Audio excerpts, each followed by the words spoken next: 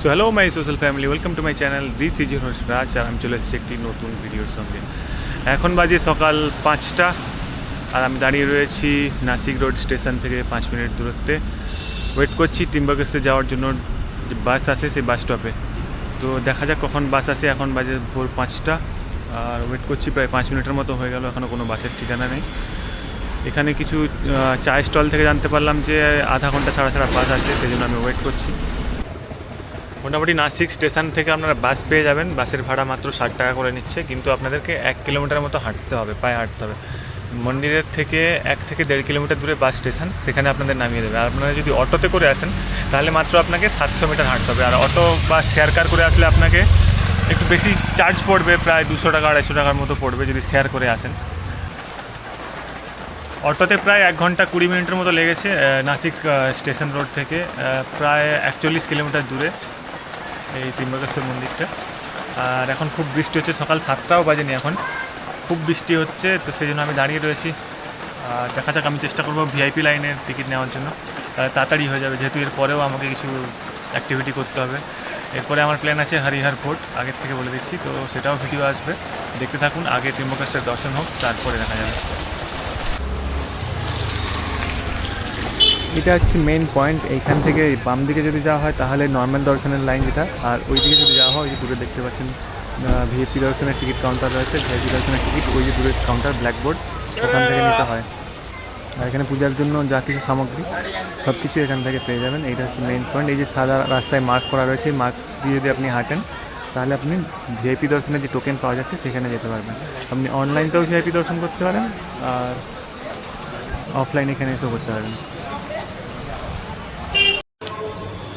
আজকে শুক্রবার থাকার জন্য মোটামুটি ভিড় কম, সেজন্য অনেকটাই খালি রয়েছে। আপনারা দেখতে পাচ্ছেন সাইডে পুরো খালি, ভিড় একদমই নেই। আমি যদিও সকালে পৌঁছেছি, 7টা বাজেনি, এখন 7টা বাজতে 5 মিনিট বাকি, সেজন্য একদম ভিড় কম।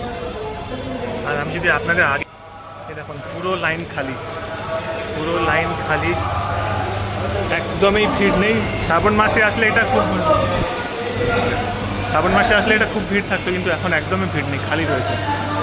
সেই জন্যই আমি ভিআইপি দর্শনের জন্য টিকিট করলাম না। আমি এখানে জিজ্ঞেস করলাম যে সিকিউরিটি অফিসারগুলো আছে, পুলিশগুলো রয়েছেন, তো ওনারা বললেন ভিআইপি দর্শনের জন্য টিকিট করার কোনো দরকার নেই, 10-15 মিনিটের মধ্যেই হয়ে যাবে কমপ্লিট। সেজন্য আর করলাম না, ভিআইপি টিকিট নর্মাল দর্শনেই করতে চলেছি।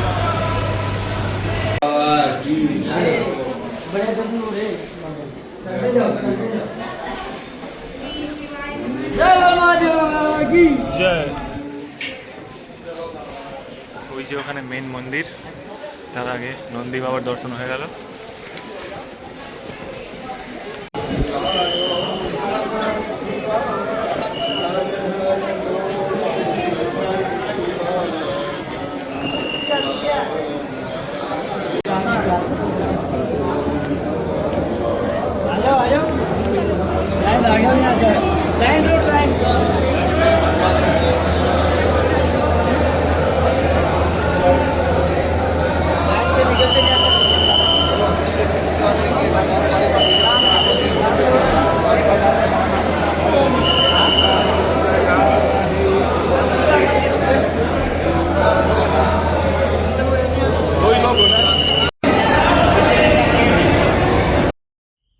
ত্রিম্বকেশ্বর মন্দিরের কাহিনী আবর্তিত হয়েছে মহর্ষি গৌতমকে কেন্দ্র করে।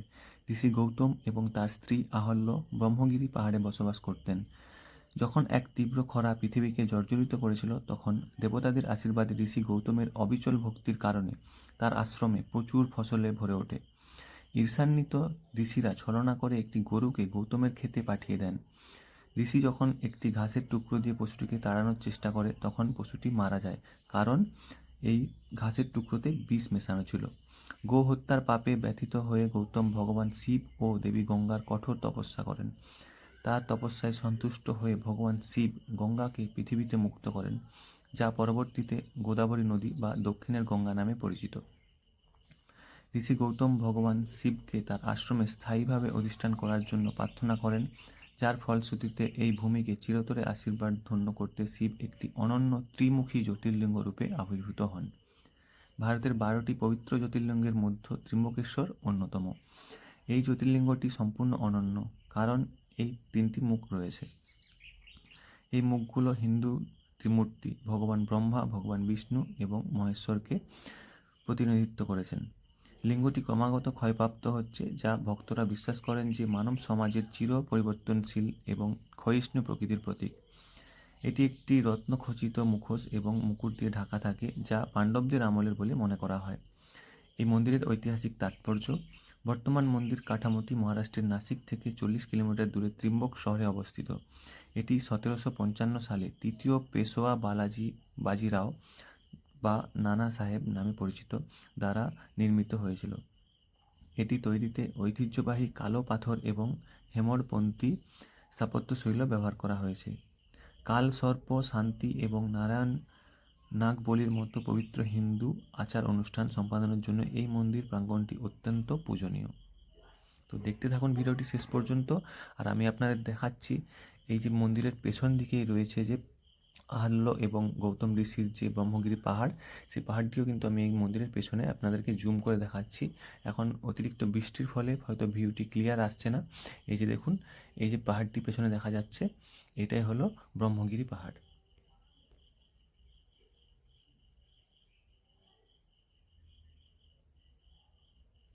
তো ভিডিওটি আমি এখানেই শেষ করছি। আপনারা ভিডিওটি শেষ পর্যন্ত দেখতে থাকুন এবং কমেন্ট করে জানান কে কে এই মন্দিরের কাহিনীটি আগে থেকে জানতেন।